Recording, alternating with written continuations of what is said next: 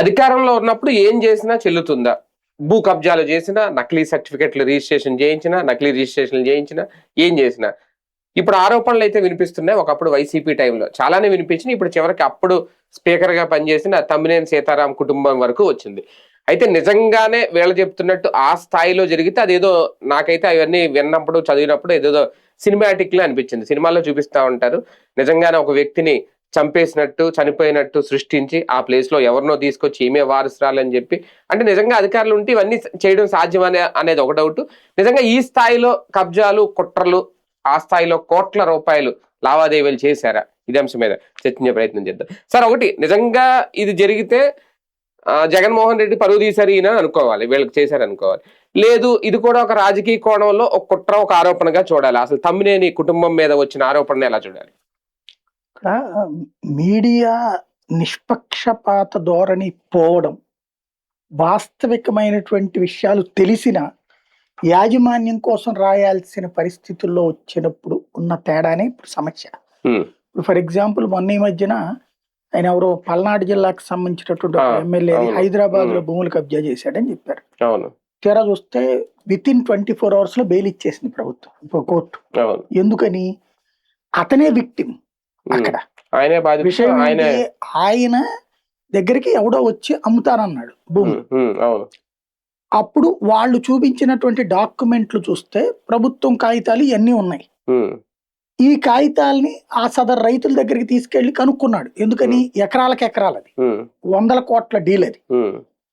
ఇది కొనుక్కుని వేరే వాళ్ళకి అమ్మడానికి కూడా అతను ట్రాన్సాక్షన్ నడుపుతున్నాడు. అతను కూడా అది సైనికుడే కదా ఆయన. వీళ్ళల్లో ఏమైంది తర్వాతన ఈయన కాగితాలు చూపెట్టుకుని ఇది మా పేరు మీద ఫేక్ డాక్యుమెంట్లు సృష్టించారండి అని వాళ్ళు చెప్పారు. అయితే మీరు కంప్లైంట్ పెట్టండి అయ్యా అని ఈయన అన్నాడు. వాళ్ళు కంప్లైంట్ పెట్టారు.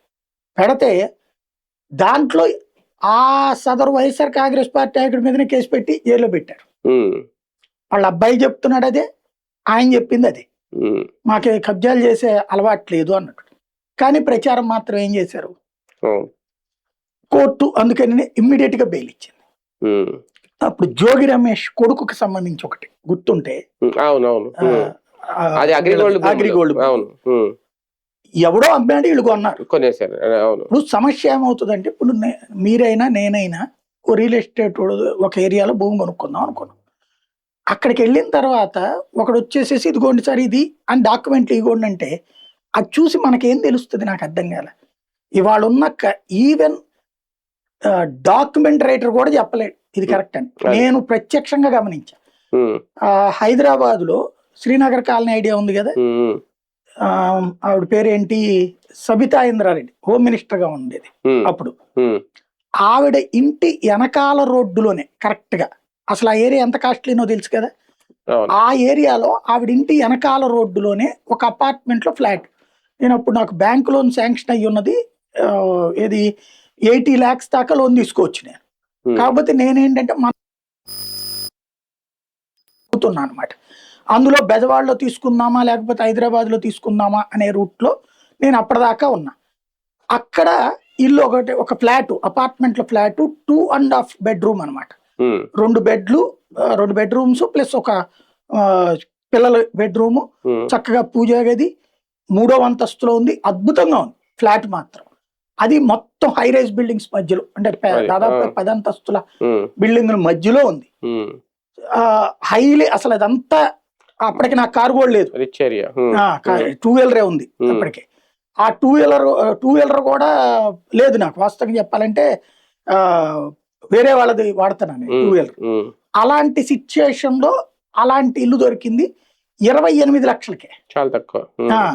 నేను రెడీ అయిపోయా. ఆ కాగితాలు ఏది హెచ్డిఎఫ్సి బ్యాంక్ అప్పుడు నాకు లోన్ శాంక్షన్ అయ్యింది. నేను 80 లక్షలు పెట్టి తగలేసుకోవడం ఎందుకు, ఇది 28కి వస్తుంటే అని చెప్పేసి ఆ డాక్యుమెంట్ కాగితాలు వాళ్ళకి ఇవ్వమని చెప్పి వాళ్ళకి లింక్ చేసి మనం ఇక హ్యాపీ అనుకున్నాను. వాళ్ళు వెరిఫై చేసుకుంటారు. హెచ్డిఎఫ్సి వాడు 2 రోజుల తర్వాత ఇది కుదరదండి మేము ఇవ్వలేము అన్నాడు. ఎందుకు అని అడిగితే ఇది సెకండ్ అంటే డూప్లికేట్ డాక్యుమెంట్ అండి అన్నాడు. అంటే వాళ్ళవి కానిదంటే కాదు వాళ్ళదే, కానీ ఒరిజినల్స్ పోయినాయి అంటున్నారు.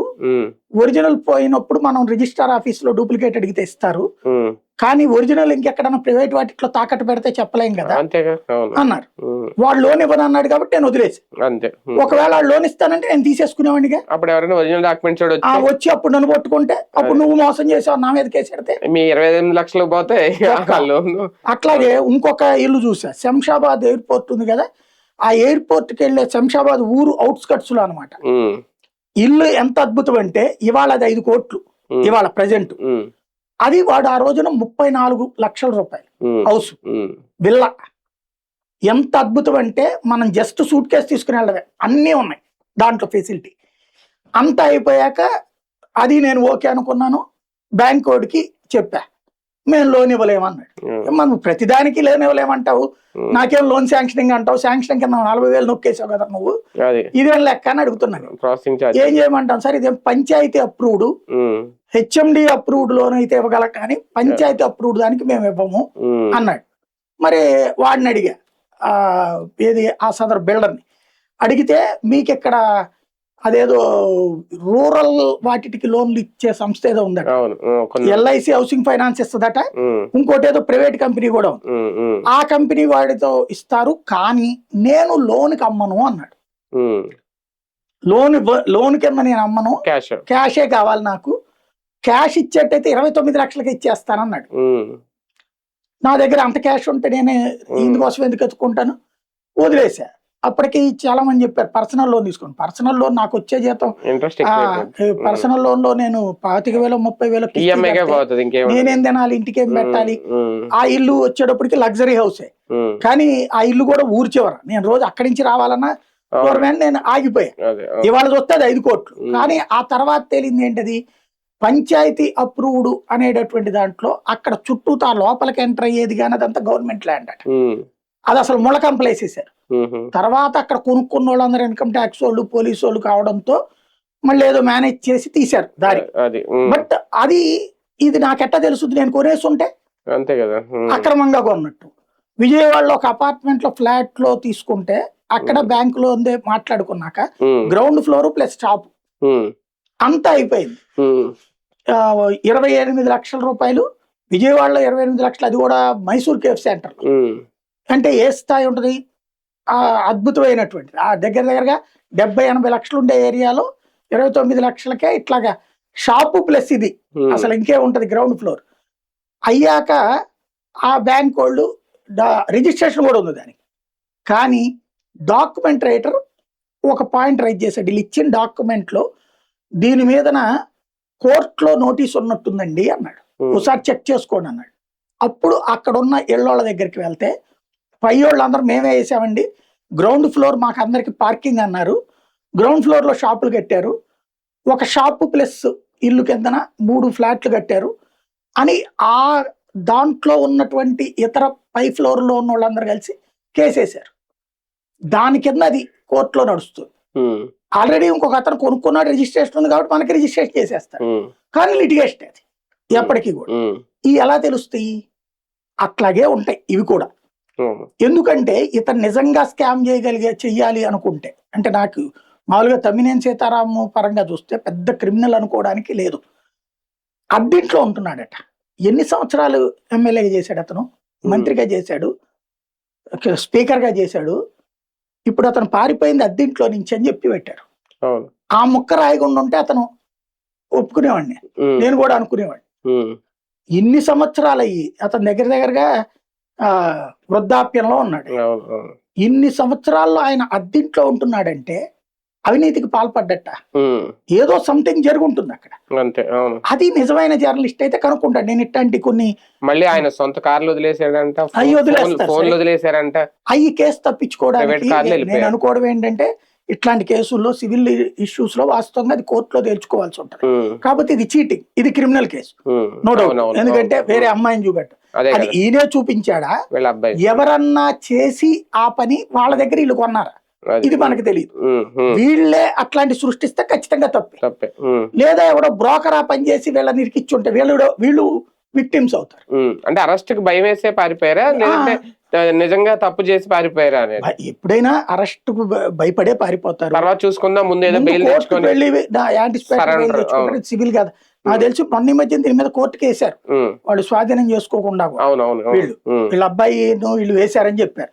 ఇప్పుడు యాంటిసిపేటరీ బెయిల్ కి సంబంధించి ట్రై చేసుకుంటారు, బెయిల్ రాలేదంటే అప్పుడు వచ్చి అరెస్ట్ అవుతారు.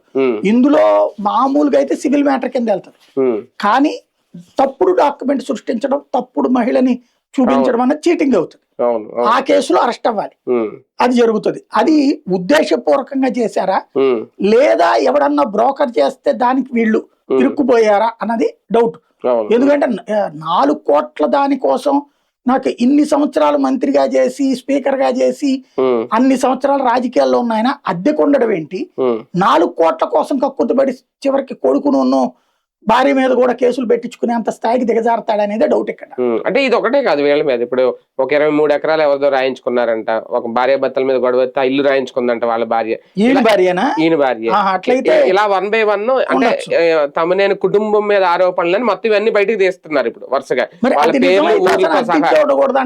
అదే కదా, ఈ పాటి కోట్ల సంపాదించుకుని ఉండాలి, ఇలా పారిపోయేంత భయపడే స్థితి ఉండకూడదు. కాబట్టి రాసే వార్తల క్యారెక్టర్ అసాసినేషన్ అనేది వీళ్ళని మామూలుగా అయితే నమ్ముతానే, కానీ ఈ కాదంబరి కేసు తర్వాత నమ్మే పరిస్థితిలో లేవు. అది కానీ ఒకటే అంటే ఈయననే కాదు, జగన్ టైంలో అధికారంలో ఉన్నప్పుడు ఇలాంటి జరిగితే తెలీదా, లేదంటే అధికారంలో ఉన్నారు కాబట్టి పట్టించుకోరా, ఇప్పుడు ఏమైనా చర్యలు ఉంటాయి? ఇప్పుడు వాళ్ళు చేస్తున్నాయి కనబడవు, కానీ ఇప్పుడు బయటికి రావు. ఇప్పుడు టీడీపీ వాళ్ళు ఇప్పుడు కొన్ని బయటికి ఇప్పుడు కూడా వస్తున్నాయి. ఇప్పుడు ఇల్లు లాక్కుంటున్నారని, తలకాయలు బాలు కొడుతున్నారని, చంపేస్తున్నారని రాయించుకున్నాను, ఇప్పుడు కూడా వస్తున్నాయి కదా కేసులు. అప్పుడు కూడా కొన్ని వచ్చినాయి, వచ్చిన టైంలో కవర్ చేసుకునే ప్రయత్నం చేస్తారు. ఒకటేంటంటే మన రాష్ట్రంలో ఒక రాజకీయ నాయకులకి ఎలాంటి అహంకారం వచ్చిందంటే, మీడియా విశ్వసనీయతని చంపేశాం, ఇన్ఫ్లుయెన్సర్లు విశ్వసనీయతని చంపేశాం, ప్రింట్ మీడియా ఎలక్ట్రానిక్ మీడియా నమ్మం, పోలీసుల్ని నమ్మం, వ్యవస్థల్ని నమ్మం. ఫైనల్ గా రాజకీయ నాయకుడు అల్టిమేట్, అది అధికారంలో ఉన్నోడు కింగు, ప్రతిపక్షంలో ఉన్నోడు బొంగు. అంతే, ఇది ఎవరు అధికారంలో ఈ స్టేజీకి దిగజార్చేసాం. ఇంకోటి నైతికత అనే పదాన్ని తీసేసాం. ఎవరికి నైతికత లేదు, అధికార పక్షాలు ఇద్దరికి కూడా అంతే. ఇంకోటి ఓట్లు వేసే టైంలో కూడా మావాడు మంచి దొంగ అంటున్నాం, అంతే తప్పింది దొంగను ఒప్పుకోవట్లేదు. సార్ ఇందులో ఒకప్పుడు అంటే ఇదే ప్రాంతంలో అప్పుడు అయ్యన్న పాత్రుడికి సంబంధించి కొంత భూమి మీద కలిసిందని చెప్పి ఏకంగా ప్రభుత్వం వెళ్ళి పగలగొట్టి అప్పుడు కేసులు అరెస్టులు చాలానే జరిగింది వీళ్ళ హయాంలో. అటువంటి అన్ని మళ్ళీ నోట్ చేసుకుని ఒక ప్రతీకారం ఏమన్నా ఇప్పుడు నడుస్తుంది అనుకోవచ్చు? ఓకే, వీళ్ళు చేసి ఉండొచ్చు, ఈ కోణం కూడా చూడొచ్చు. తమ్మినేని ఆస్పెక్ట్ లో రవికుమార్కి తమ్మినేనికి గొడవ ఉంది. అతను ఉన్నాడు కదా వీళ్ళ మేనల్డ్, అతనికి ఈయనకి గొడవ ఉంది, రాజకీయ గొడవ ఉంది, వ్యక్తిగత గొడవ ఉంది.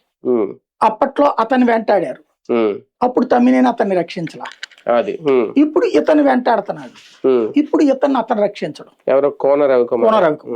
కాబట్టి ఇతని జాతకాలు అతను తీస్తాడు, అతని జాతకాలు ఇతను తీస్తాడు. ఇద్దరు రాజకీయంగా వేరు పార్టీలో ప్రత్యర్థులుగా ఉండటం వల్ల జరుగుతుంది. కాబట్టి ఒకళ్ళు పోల్స్ ఒకళ్ళు తెలుస్తాయి కాబట్టి ఆ ఊళ్ళలో ఈజీగా తెలిసిపోతాయి. ఈ ఆధారాలతో అవతల వాళ్ళని అంతే తీసుకొచ్చైనా ఒక విధంగా ఆ విధంగానన్నా కొంత అన్నది. కాకపోతే ఏంటంటే ఎవరి దగ్గర నుంచి అయితే భూములు వీళ్ళు లాక్కున్నారో వాళ్ళకి తిరిగి ఇప్పిస్తే అప్పుడు గ్రేట్. అది వివాదం అని చెప్పి ఆ భూమిని పక్కన పెట్టి డాక్యుమెంట్లు పక్కన పెట్టుకుని నాయకుడిని జైల్లో పెట్టి లేదా కేసులు పెట్టి తప్పించుకోకూడదు, అది కరెక్ట్ కాదు.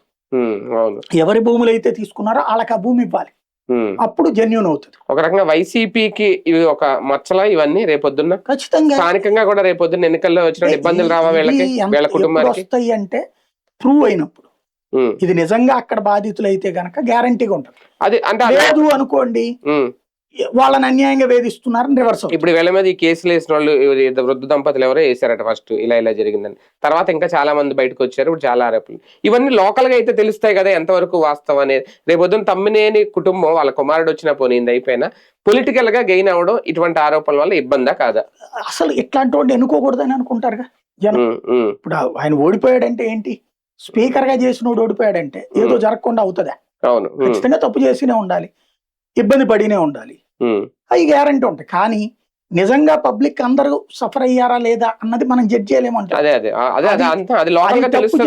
మాత్రం ఖచ్చితంగా శిక్ష ఉంటుంది పబ్లిక్ నుంచి. అవును, పార్టీ పరంగా ఏమైనా చర్యలు తీసుకుంటారు ఇటువంటి ఆరోపణల మీద? వీళ్ళకి అదో దరిద్రం. Hmm. తెలుగుదేశం అయితే మొన్న మూర్తి అనేవాడు ఎవడో తప్పు చేశాడని కానీ అవును, సస్పెండ్ చేశారు, లేకపోతే ఇంకోటి అంటే ఈ ఆరోపణలు చూస్తే నిజమైతే చాలా పెద్దవే, ఇవేం చిన్నవేం కాదు. ఎందుకంటే దౌర్జన్యం, ఆరోపణ నిజమా కాదా అన్న జడ్జిమెంట్ మనం ఇవ్వలేదు, అవును, అవును, అదే అది అంటున్నా. కోర్టు ఇవ్వాలి. ఆరోపణ రాగానే సస్పెండ్ చేయడం Yes, అన్నది సంప్రదాయం, ఉమ్, అది నైతికం. ఉమ్, ఆ నైతికత వైసీపీ పాటించట్లా. ఉమ్. ప్లస్ అలా ఆరోపణలు వచ్చినప్పుడు మావాడు మంచోడే అని వెనకేసుకొచ్చే దరిద్రం ఎక్కువ. పైగా ఈయన ఇక్కడి నుంచి వెళ్ళిపోవడం కూడా ఇంకా బలం పెంచుతుంది ఈ ఆరోపణకి, నిజమేనేమో అని. నేను అది కాదా? అది అంటే ఎవరు అలా పారిపోలేదు కదా ఎందుకు సార్. వెళ్ళలేదు? ప్రతి ఒక్కళ్ళు ఇప్పుడు మనం చెప్పినట్టు ఆయన ఇప్పుడు బొల్లానో పేరుని నాని మీద ఎవరైనా ఆరోపణలు వచ్చినాయి, ఉమ్. వాళ్ళ భార్య అవి సంబంధం, మామూలు issues. ఆయన ఎక్కడికైనా వెళ్ళిపోయాడా? అవి మామూలు ఇష్యూస్. జోగి రమేష్ మీద వచ్చింది, ఆయన ఎక్కడికైనా వెళ్ళిపోయాడా? ఆయన కూడా పారిపోయాడని రాశారుగా ఉమ్, కొన్ని రోజుల పాటు. అవును, ఆయన కుమారుడు ఆయన మీద ఇద్దరి మీద ఆరోపణలు వాళ్ళు వచ్చినాయి. కొన్ని రోజులు కనిపించలేదని రాశారుగా పారిపోయారు. ఉమ్, ఉమ్, ఇప్పుడు ఇక్కడ నేను చెప్పేది ఈ మీడియా దగ్గర కూడా నైతికత లేదు. అదే కదా. వాళ్ళు కోర్టులో ట్రై చేసుకునేదాకా వదిలిపెడుతున్నారు. ఇప్పుడు ఎక్కడ ఎందుకు వల్లభనేని వంశీ ఉన్నాడు, ఉమ్, కోర్టులో బెయిల్ కోసం ట్రై చేశాడు, కొడాలి నాని ట్రై చేశాడు, అవును, అవును, ఆ వచ్చేలోపు పారిపోయారని రాసేస్తున్నారు. వల్లభనేని వంశీని అయితే అరెస్ట్ చేశారు కదా. అది తర్వాత కదా, ముందైతే అతను పారిపోయాడని రాశారు, అవును, ఎక్కడ ఉన్నాడు ఎంటాడుతున్నారు. అదే, ఉమ్, కాబట్టి ఆ ట్రోలు ఆ వార్తల్ని నేను నమ్మను. ఉమ్, బేసిక్ గా వెళ్ళిపోయి ఉండొచ్చు, కోర్టులో తేలిన తర్వాత అయితే రావాల్సిందే అతను. అదే కోర్టు కోసమే వెళ్తారు, బెయిల్ అంతేగాని సాంతం రాష్ట్రం విడిచి పారిపోరు. ఎక్కడో ఉంటారు, ముందు కోర్టులో వాళ్ళ లాయర్ల ద్వారా అయ్యేదాకా ఉంటారు. కాకపోతే ఇట్లాంటి ఎక్కువ ఉండుంటే మాత్రం ఖచ్చితంగా తప్పుడు కిందనే ఉంటది అది. అదే కదా. రైట్, చూద్దాం. నిజంగా ఇది ఆరోపణలో వాస్తవం ఉంటే అదొక మచ్చ అవుతుంది వైసీపీకి.